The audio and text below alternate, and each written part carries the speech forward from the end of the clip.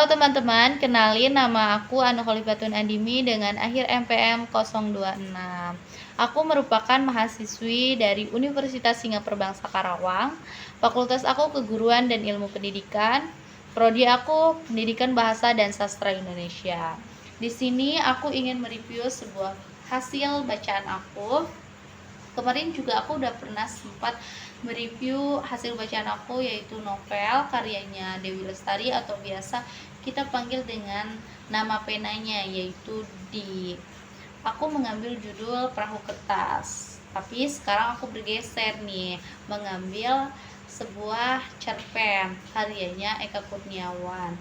Judulnya itu Perempuan Patah Hati yang Kembali Menemukan Cinta Melalui Mimpi.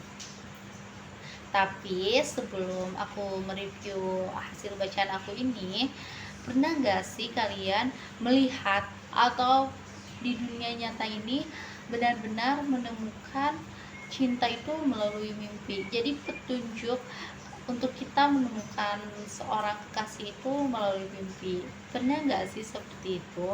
Oke nih, biar gak terlalu lama kita langsung ke inti ceritanya. Nah, dari cerpen yang aku baca ini, hiduplah seorang perempuan yang bernama Maya. Maya ini ingin menikahi seorang laki-laki yang sudah lama ia cintai, yang sudah lama berpacaran dengan dirinya. Namun, saat keesokan mau melaksanakan pernikahan, pada malam menjelang esok menikah, laki-lakinya ternyata pergi meninggalkan dirinya. Dan yang lebih gongnya lagi dari cerita ini, ternyata laki-laki yang ia cintai pergi bersama seseorang yang dekat sekali dengan dirinya, yaitu ternyata sahabatnya sendiri. Yap, sahabatnya sendiri.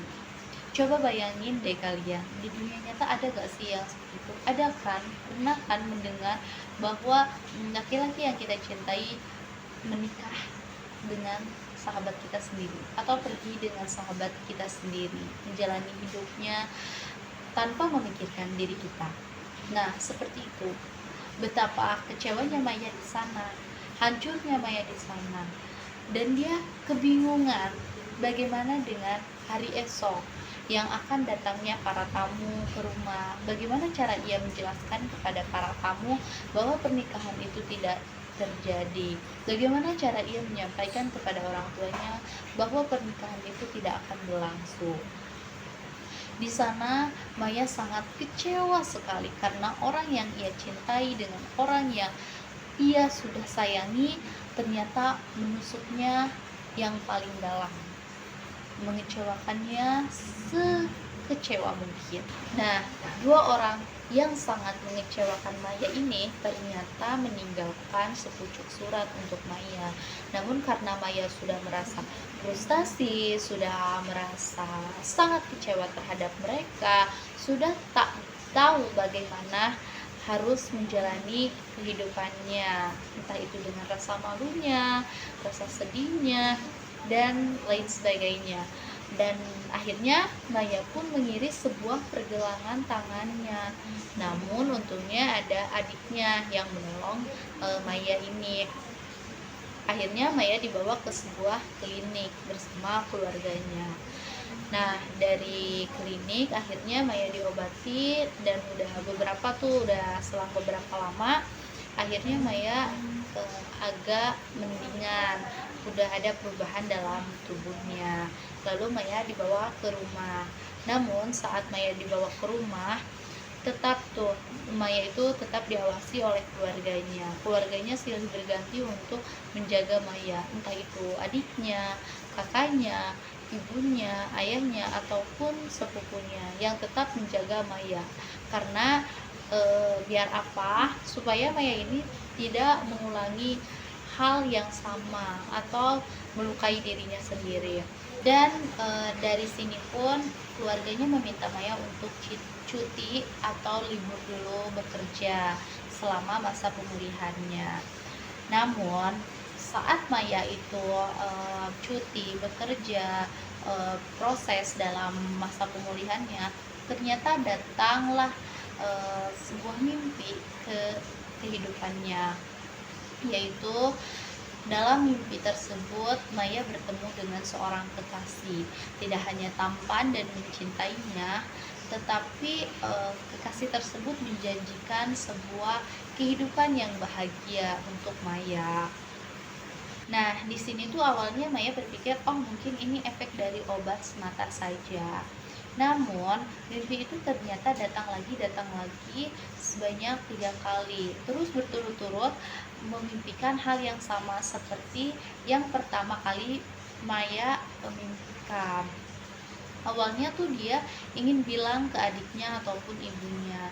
Namun karena melihat raut wajah ibu dan adiknya itu melihatnya itu cemas, Maya pun akhirnya urungkan diri untuk uh, berbicara ke ibunya tentang mimpinya. Dan akhirnya 1 hari berlalu, 2 hari berlalu, dan tanpa kerasa sudah 1 bulan berlalu. Di sana Maya udah lumayan agak membaik, namun terkadang Maya juga masih mengingat hal-hal atau kejadian-kejadian yang membuatnya kecewa, sehingga rasa frustasi itu masih tetap ada di dalam dirinya. Terkadang dia menangis sendirian, terkadang dia menjerit-jerit seperti orang yang sudah kehilangan akalnya. Tapi kalau kita pun berada di posisi Maya, pasti kita juga merasakan hal yang sama, karena merasa kecewa karena sudah dikhianati dengan orang-orang yang terdekat, paling dekat dengan kita. Merasa kecewa, malu, sedih, dan rasanya itu sudah campur aduk di dalamnya. Namun di sana juga Maya masih tetap memimpikan hal yang sama. Namun ada perbedaannya sedikit.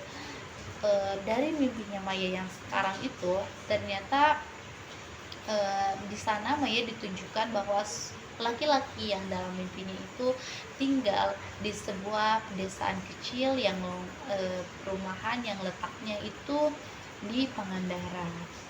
Dan akhirnya sudah selang beberapa lama, kata mimpinya itu masih terjadinya seperti itu, ada rasa penasaran dalam diri Maya. Akhirnya Maya melakukan berbagai cara agar keluar dari rumah. Bahkan dia menyelinap keluar dari rumah lewat jendela. Dia lalu pergi ke Pangandaran, ke sebuah tempat yang lokasinya itu di Pangandaran. Ternyata dari mimpi tersebut Maya hanya ingin membuktikan bahwa mimpi itu benar-benar ada atau tidak ada laki-laki yang menunggu dirinya.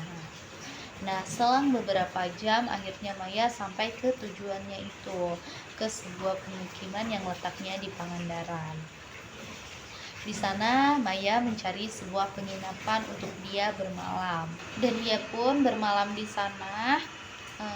Pada keesokan harinya ia pergi ke pantai itu. Pada hari pertama dia pergi langsung ke pantai itu, berharap dia akan menemukan laki-laki tersebut yang selalu datang ke dalam mimpinya. Namun pada saat hari pertama, laki-laki itu tidak kunjung datang untuk menemui dirinya.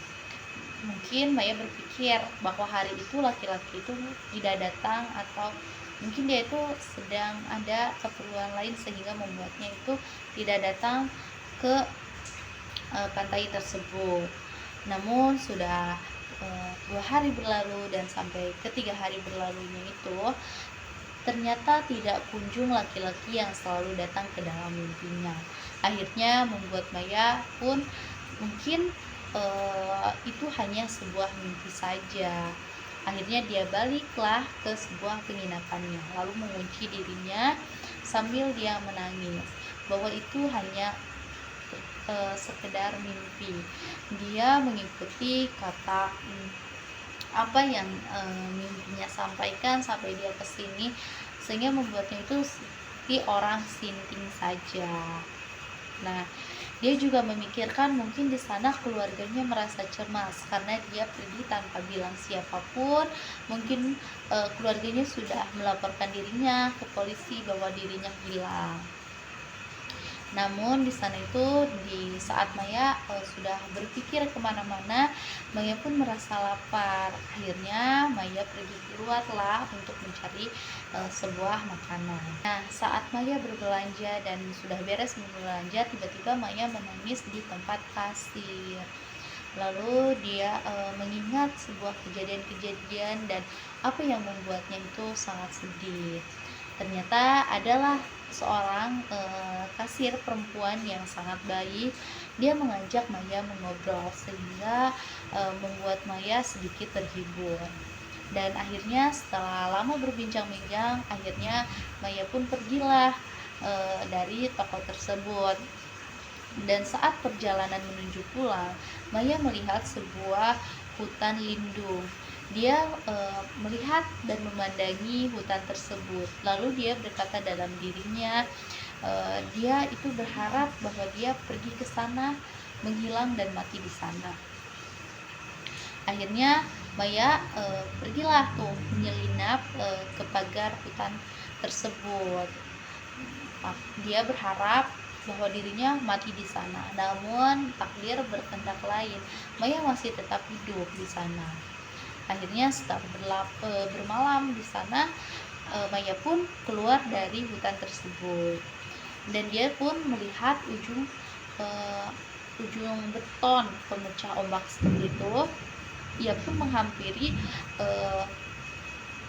ke ujung beton tempat ombak tersebut, pemecah ombak tersebut. Ternyata di sana Maya sengaja loncat menyeburkan dirinya ke dalam ujung beton pemecah ombak tersebut. Ternyata meskipun Maya sudah melakukan berbagai cara untuk mengakhiri hidupnya, tetap saja Maya tidak ditakdirkan untuk mati. Akhirnya Maya pun dibantu oleh seorang nelayan yang sedang bekerja di sana, dikasih napas buatan. Namun yang anehnya itu, Maya diselamatkan, tapi Maya juga dijadikan tontonan oleh para nelayan tersebut. Namun pada saat Maya dijadikan tontonan oleh para nelayan tersebut, datanglah seorang perempuan parubaya yang menghampiri Maya. Dia berkata kepada para nelayan bahwa Maya itu bukan tontonan dan Maya itu akan diurusi oleh dirinya. Akhirnya Maya pun dibawa oleh perempuan parubaya tersebut. Ternyata perempuan parubaya tersebut bernama Sayuri. Maya pun diurusin oleh Sayuri dan diperlakukan baik oleh Sayuri. Nah, sudah 2 hari berlalu, akhirnya Sayuri memberanikan diri untuk mendekati Maya dan bercerita mengapa Maya bisa seperti ini. Dia pun menanyakan kepada Maya apa yang sebenarnya terjadi, mengapa hidupnya seperti ini, seperti orang yang luntang-lantung, tidak jelas, seperti orang yang tidak punya tujuan. Maya pun awalnya itu tidak ingin bercerita kepada Sayuri. Maya tak pernah bilang kepada Sayuri bahwa dia ditinggal nikah oleh seorang kekasih. Namun saat didesak dan diperlakukan baik oleh Sayuri, akhirnya Maya pun bercerita kepada Sayuri. Dia menceritakan sebuah mimpinya yang awal mula dia datang ke sini itu melalui mimpinya. Dia ceritakanlah semua kepada Sayuri tersebut. Dia berasa sudah hilang arah sekali, sudah merasa sangat kecewa dan tidak tahu harus bagaimana lagi. Namun saat Maya bercerita kepada Sayuri, Sayuri malah tersenyum dan malah tertawa lucu kepada Maya. Dia pun akhirnya bercerita bahwa dia juga memiliki cucu laki-laki yang bernama Rana. Nah, Rana ini juga memimpikan hal yang sama seperti Sayuri. Bahkan dia pergi ke Jakarta untuk menemui perempuan yang ada dalam mimpinya tersebut. Namun tiba-tiba saat percakapan tersebut, ada anjing kampung yang masuk ke rumah Sayuri tersebut, dan Maya pun tersenyum lebar. Pertama itu tuh setelah sekian lama senyuman itu baru pertama kali Maya rasakan lagi, baru pertama kali Maya tersenyum lagi ya. Dan akhirnya Maya pun meneguhkan hatinya bahwa ia tidak ingin pergi dari rumah itu karena dia sudah menemukan laki-laki tersebut. Jadi inilah hasil dari apa yang aku telah baca. Dari aku cukup segini aja, dan semoga kalian menyukai cerita aku ini. Dan kalau kalian pengen membacanya juga, kalian coba beli buku seperti ini.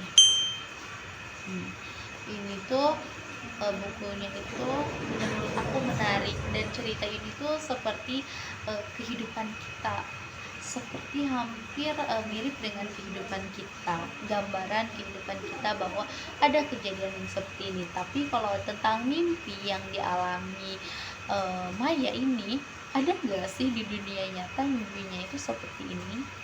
Kalau ada, kalian juga coba sharing-sharing bareng aku mengenai pengalaman kalian, pengalaman hidup kalian. Siapa tahu dari cerpen ini ada gambaran untuk kita, dan dari cerpen ini juga kita harus mengambil sisi positifnya, bahwa apapun yang terjadi kita harus tetap semangat menjalani hidup, tetap beraktivitas normal seperti apa yang terjadi. Meskipun rasa sakit menghalangi diri kita untuk semangat, tapi yakinlah pada diri sendiri dan tetap bahagiakan diri sendiri, jaga diri sendiri supaya diri ini tetap sehat. Bahwa percaya juga bahwa setiap yang melukai kita, kita akan diganti dengan yang lebih baik lagi. Jadi cukup sekian review buku dari aku. Semoga video ini bermanfaat untuk kalian, dan next video selanjutnya